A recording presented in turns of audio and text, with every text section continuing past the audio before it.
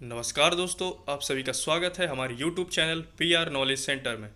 दोस्तों, आज के इस वीडियो में जो हम पृथ्वी की बाह्य संरचना के बारे में जान रहे थे, तो हमने चट्टान और उसके अंतर्गत आग्नेय चट्टानी पिंड के बारे में जान लिया था और ज्वालामुखी के बारे में जान लिया था। आज थोड़ी ज्वालामुखी से संबंधित दो दो टॉपिक बचे थे, थोड़ी उनके बारे में जान ले।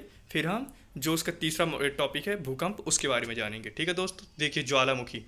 अब देखिए इसके जो दो पॉइंट है, वही पहला है गेसर, कि गेसर किसे कहते हैं। दोस्तों, ज्वालामुखी विस्फोट के समय, जब ज्वालामुखी विस्फोट होता है उस समय दरारों से जो छेद होते हैं, जो दरारें होती हैं साइड में, जल व वाष्प, जिसे भाप भी कहते हैं, जल व भाप कुछ ज़्यादा ऊंचाई तक निकलने लगता है।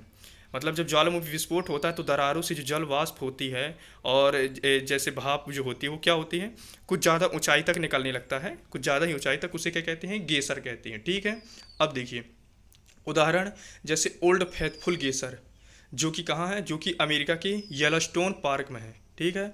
अब देखिए, अब आते हैं धुआंरे। ये गेसर है कि जब दरारों से बहुत अधिक ऊंचाई तक जल वाष्प निकलता है तो उसे गेसर कहते हैं। अब देखिए धुआंरे, यह ज्वालामुखी क्रिया की अंतिम अवस्था है। मतलब जब ज्वालामुखी का उद्गार हो चुका होता है, लावा बह चुका होता है, फिर जब वो शांत होने वाला होता है, ये तब की अवस्था है, वो उसे धुआंरी कहते हैं। ठीक है। इससे गैस व वाष्प निकलती है, इससे भी गैस व वाष्प निकलती है, क्योंकि ये अंतिम स्थिति होती है। तो जो उसके अंदर जो पदार्थ बचे सब बह जाते हैं, जो थोड़ी बचे जैसे गैस वाष्प, वो निकलती है। ठीक है।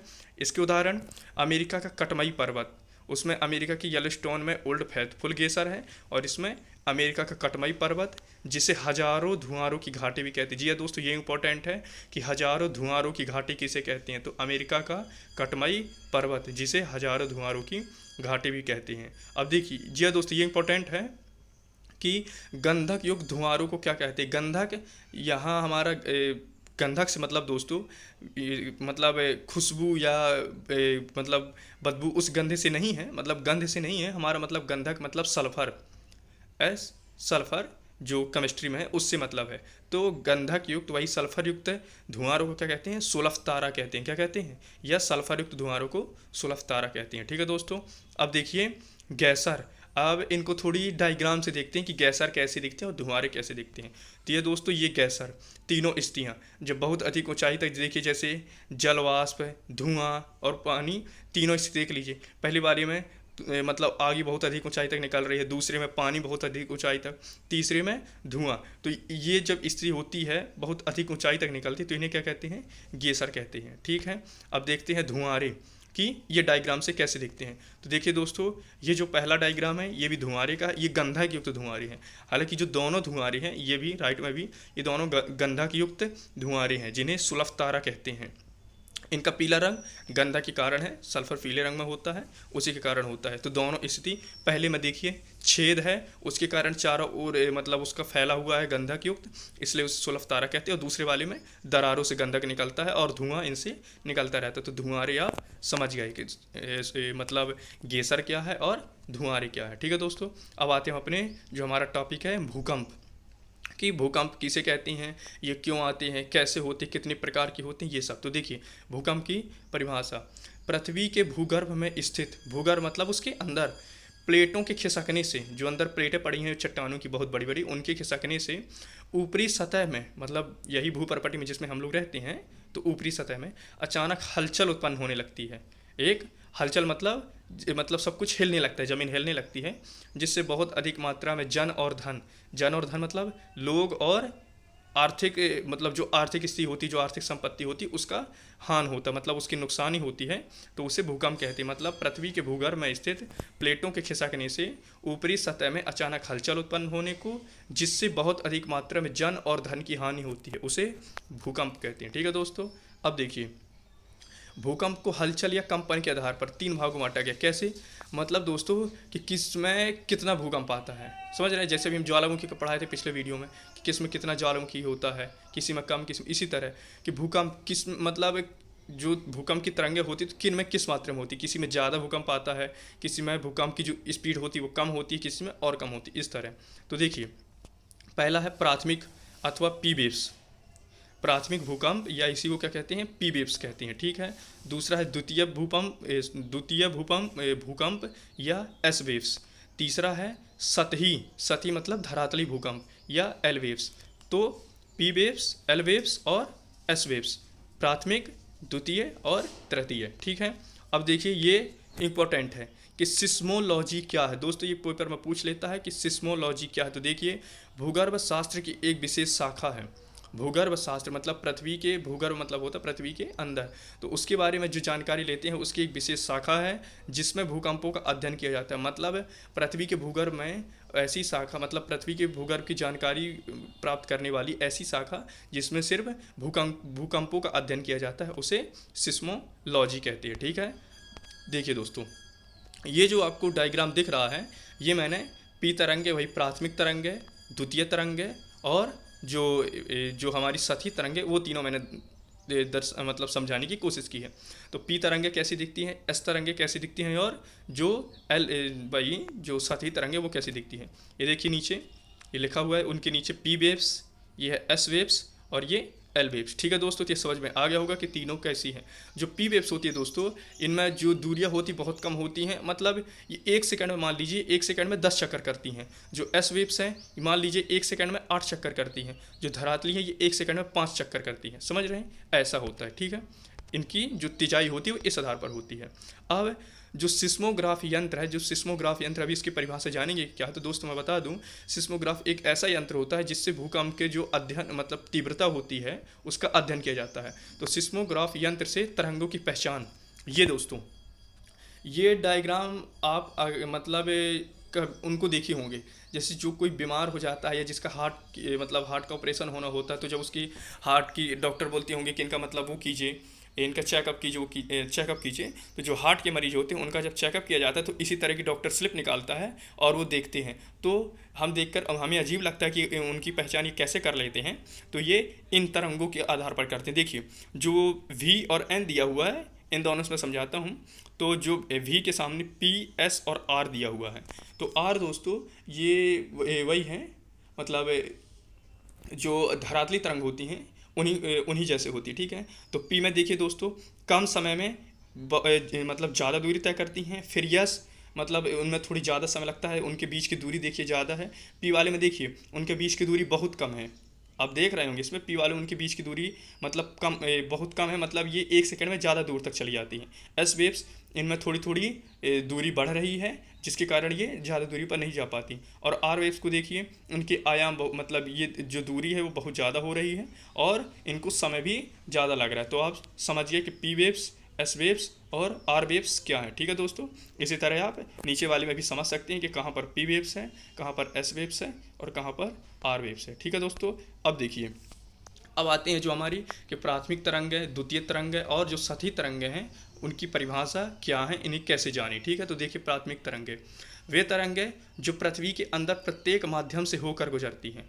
मतलब वे तरंगें जो पृथ्वी के अंदर प्रत्येक मतलब किसी भी पदार्थ से, किसी भी माध्यम से, ठोस सघन माध्यम हो, विरल माध्यम हो, किसी भी माध्यम से ये गुजर जाती हैं। चाहे वहाँ पर द्रव हो, चाहे ठोस हो, तरल, मतलब किसी भी रूप में हो वहाँ से गुजर जाती हैं। उन्हें प्राथमिक या पी तरंगे कहती हैं। ठीक है दोस्तों, अब देखिए इन तरंगों का औसत वेग, जी हाँ दोस्तों इंपॉर्टेंट है, तीनों तरंगों का औसत वेग। तो इन तरंगों का जो औसत वेग है वो है 8 किलोमीटर पर सेकंड, मतलब ये 1 सेकंड में 8 किलोमीटर की दूरी तय कर लेती हैं। ठीक है। इनकी गति सभी तरंगों में सबसे ज़्यादा अधिक होती है जिससे ये तरंगें किसी भी स्थान में सबसे जल्दी पहुंचती हैं। अब चूंकि दोस्तों जब इनकी स्पीड ज़्यादा है, जब 1 सेकंड में ये 8 किलोमीटर चलेंगी, जब सबसे ज़्यादा स्पीड है तो किसी भी स्थान पर सबसे पहले पहुँचेंगी। ठीक है ना, वही लिखा हुआ है। अब ये तरंगें पृथ्वी से नतोदर मार्ग द्वारा गुजरती है। जी हाँ दोस्तों, ये इंपॉर्टेंट है, नतोदर मार्ग। आपको मतलब नहीं पता होगा नतोदर मार्ग, तो मैं आपको बता दूं कि नतोदर मार्ग मतलब दोस्तों कहलाता है कि मान लीजिए एक वक्र का टाइप का मार्ग, समझ रहे हैं, टेढ़ा मेढ़ा या वक्र का टाइप का मार्ग, मतलब जाते हुए एक मतलब अर्धवक्र सा एक मार्ग बनाते जाना, वो नतोदर मार्ग कहलाता है। ये जो प्राथमिक तरंगें होती हैं वो कैसी हैं, नतोदर मार्ग से गुजरती हैं। ठीक है। अब देखिए आती हैं द्वितीय तरंगें, किन्हें कहते हैं।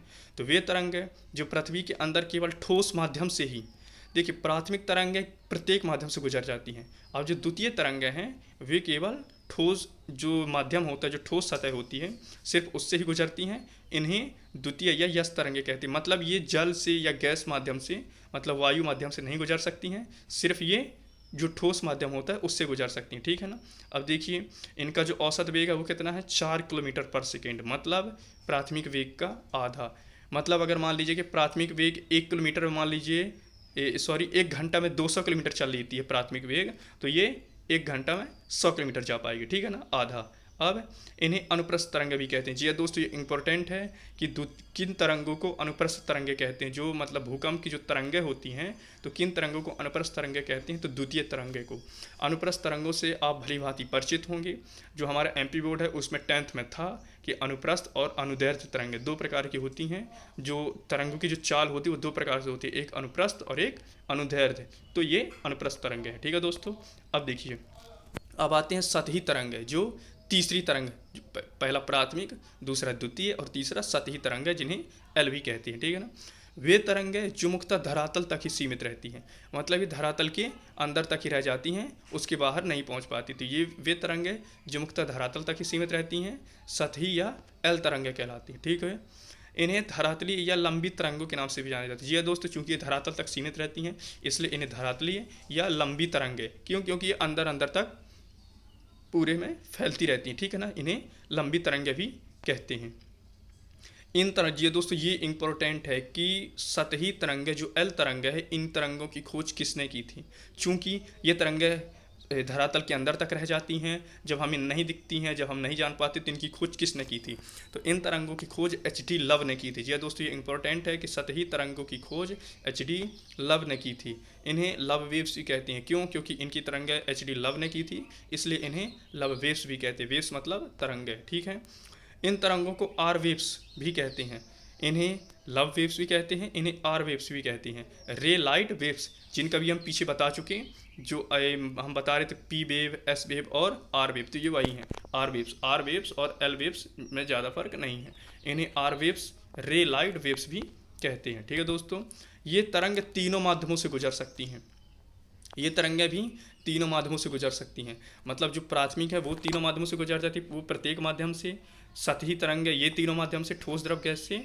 जो द्वितीय तरंगें है वो सिर्फ ठोस से, ठीक है। ये तरंगें तीनों माध्यमों से गुजर सकती हैं।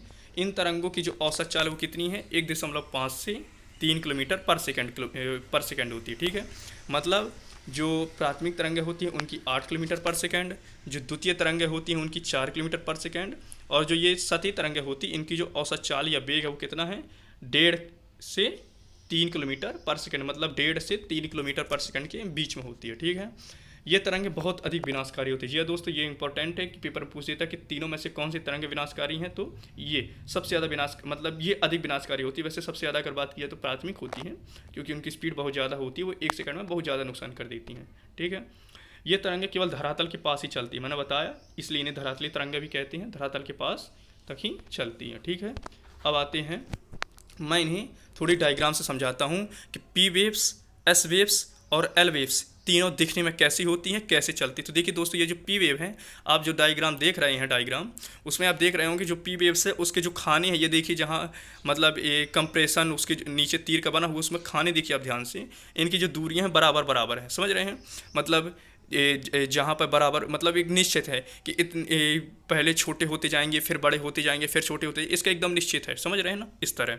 अब देखिए ये यस वेव है, जो पी वेव्स है वो एकदम सीधे, एकदम मतलब पूरी तेज़ी से चलती हैं, इसलिए वो ज़्यादा दूरी तक जा पाती। जो एस वेव्स हैं वो हल्का लहराती हुई जाती हैं, आप इसमें देख भी रहे हैं, लहराती हुई जाती हैं। लेकिन इनके जो बीच के खानों की दूरियां होती, जो खाने मतलब यहाँ तरंगे हैं, खाने मतलब तरंगे हैं, तो इनके जो वेव लेंथ नीचे लिखा भी है, वेव लेंथ मतलब उनके तरंगों की दूरियां, तो इनके जो तरंगों के बीच की दूरियां होती हैं वो क्या होती हैं, एक बराबर होती हैं। पी वेव्स में भी बराबर होती है, लेकिन पी वेव्स में शांति से चलती हैं, मतलब एक बराबर सीधाई से जाती हैं।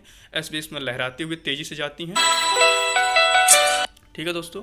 अब आते हैं लव वेव्स की, लव वेव्स किसे कहते हैं। तो दोस्तों ये लव वेव्स यही मतलब इसलिए धरातल तक सीमित रह जाती हैं। ये देख रहे होंगे ये कुछ ज़्यादा ही लहरा रही हैं, और जो इनके मतलब बीच की जो मतलब आप देख रहे होंगे इनके जो बीच की तरंगों की जो लंबाई दूरियां हैं वो बहुत अजीब हैं, कहीं ये बहुत ज़्यादा दूरी पर हैं तो कहीं ये बहुत ज़्यादा पास पर हैं। तो तीनों आप समझ गए कि पी वेव्स कैसे चलती हैं, एस वेव्स कैसे चलती हैं और लव वेव्स या एल वेव्स कैसे चलती हैं, ठीक है दोस्तों।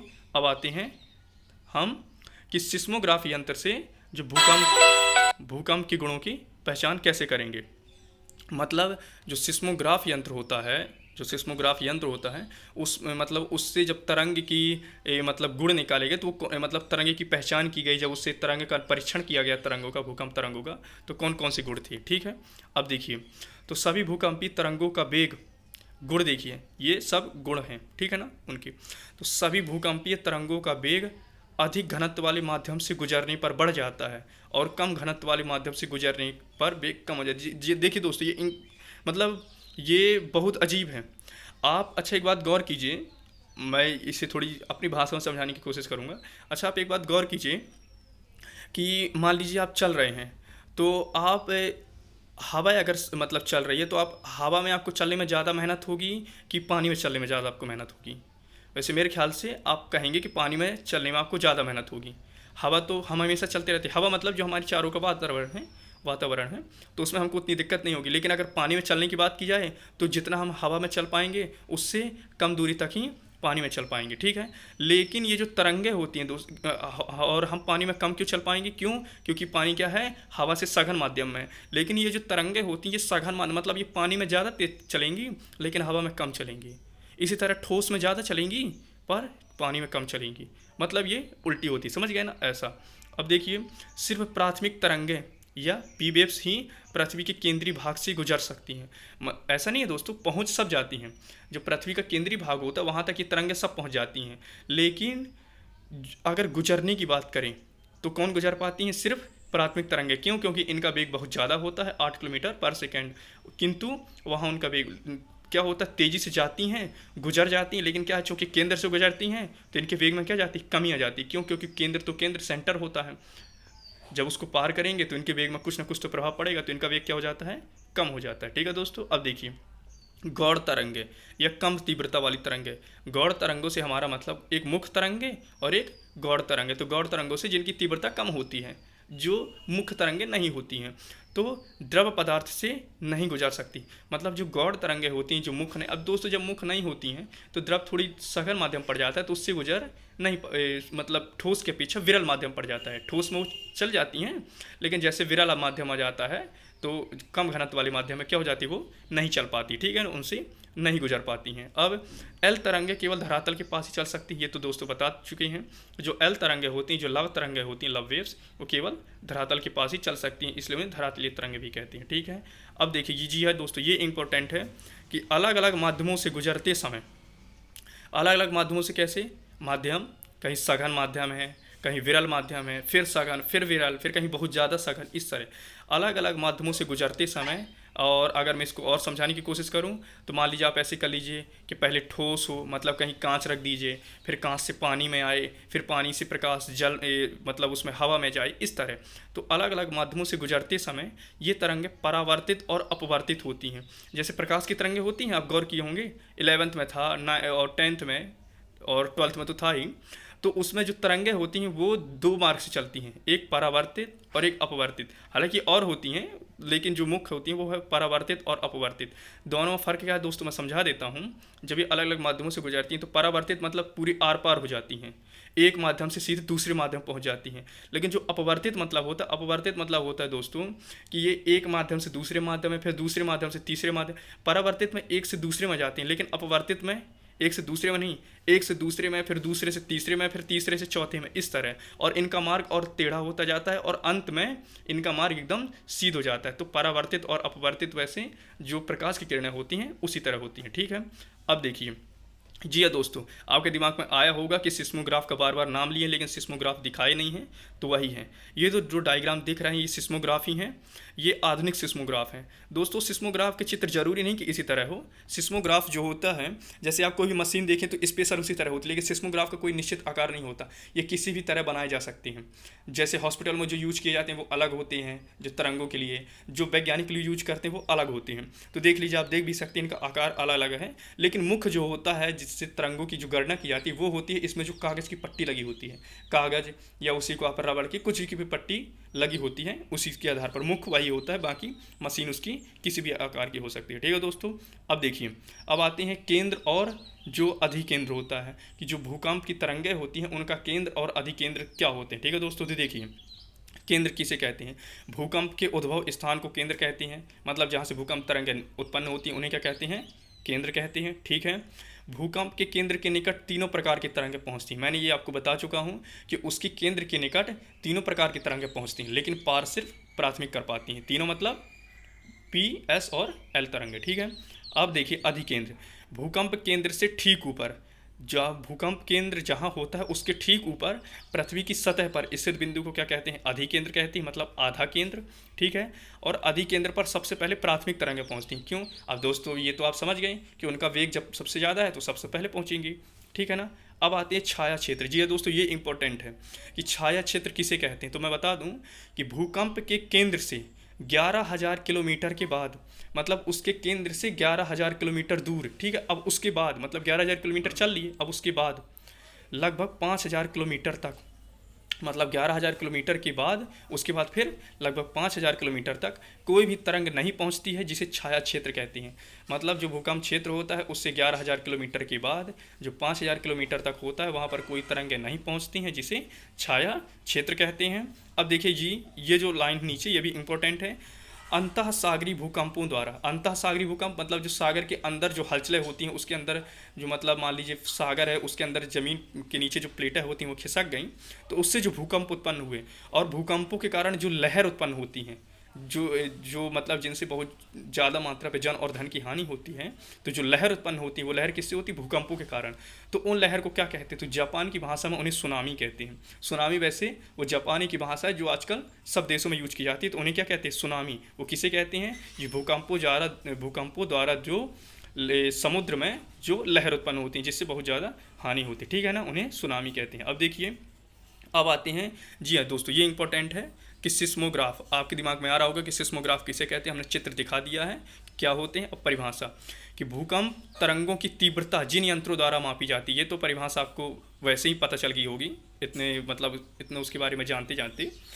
भूकंप तरंगों की तीव्रता, जो भूकंप तरंगें होती हैं उनकी तीव्रता जिन यंत्रों द्वारा मापी जाती है उन्हें भूकंप लेखी, वही भूकंप लेखी या सिस्मोग्राफ कहते हैं। ठीक है। इसके 3 स्केल हैं। स्केल मतलब जिससे इसकी गणना की जाती है, तो इसके 3 स्केल हैं। कौन कौन से? या 3 भाग हैं। पहला रोसीफेरल स्केल, दूसरा मर्केली स्केल और तीसरा रिक्टर स्केल। दोस्तों ये जो रिक्टर स्केल है ये आधुनिक स्केल है। ठीक है। इसके बारे में थोड़ी हम विस्तार से जानते हैं। तीनों देख लीजिए नाम, रोसीफेरल स्केल, मर्केली स्केल और रिक्टर स्केल। अब देखिए आते हैं रिक्टर स्केल के बारे में। तो इस स्केल का आविष्कार, ये जो स्केल है, जो आधुनिक स्केल है रिक्टर स्केल, इसका आविष्कार अमेरिकी वैज्ञानिक चार्ल्स रिक्टर द्वारा किया गया था, इसलिए इसका नाम रिक्टर स्केल भी कहते हैं, रखा गया इसका नाम रिक्टर स्केल। इसकी खोज किसने की थी? अमेरिकी वैज्ञानिक चार्ल्स रिक्टर ने। कब की थी? सन 1935 में। ठीक है। यह आधुनिक स्केल है, हम बता चुके हैं। इस स्केल पर, जी दोस्तों ये इंपॉर्टेंट है, ये रिक्टर स्केल इतना इंपॉर्टेंट क्यों है मैं बताता हूँ इसका कारण। ये जो लाइन है ये उसी का कारण है। इस स्केल पर प्रत्येक अगली इकाई पिछली इकाई की तुलना में 10 गुना अधिक तीव्रता रखता है। जैसे आप जो काउंटिंग होती है तो देखिए, जैसे 10 है, फिर 10 के बाद 1 लिख दीजिए, मतलब 10 के बाद एक और शून्य बढ़ा दीजिए, तो 10 बड़ा होता है कि 100 बड़ा होता है? 100, लेकिन 100 10 से कितना है? 10 गुना। फिर इसी तरह एक और शून्य रख दीजिए तो 1000 हो गया, तो 1000 100 से कितना, मतलब गुना अधिक है? 10 गुना। उसी तरह ये जो इकाई होती है, इसकी जो अगली इकाई होती है वो पिछली इकाई से, मतलब जो उसकी तरंग की तीव्रता होती है वो पिछली तरंग की तीव्रता से 10 गुना अधिक शक्तिशाली होती है। उसकी जो तीव्रता होती है 10 गुना अधिक होती है, इसलिए ये जो होती है रिक्टर स्केल, इसका उपयोग ज़्यादा किया जाता है। ठीक है। इस स्केल पर, जी दोस्तों ये भी इंपॉर्टेंट है, इस स्केल पर यदि 2 से 3 तीव्रता, अगर इस स्केल पर 2 से 3 तीव्रता बता रहा है तो हल्का भूकंप है, अगर 6.3 तीव्रता बता रहा है तो उसका मतलब शक्तिशाली भूकंप है। तीनों स्केलों में अलग अलग, मतलब जो उसके मान रहते हैं वो अलग अलग रहते हैं। तो ये जो रिक्टर स्केल है इसमें यदि अगर मान 2 से 3 तीव्रता बता रहा है, 2 से 3 के बीच में बता रहा है, मतलब हल्का भूकंप है, अगर 6.2 बता रहा है तो शक्तिशाली भूकंप है। ठीक है दोस्तों। अब धन्यवाद आप लोगों का हमारा ये वीडियो देखने के लिए, शुक्रिया दोस्तों, थैंक यू सो मच।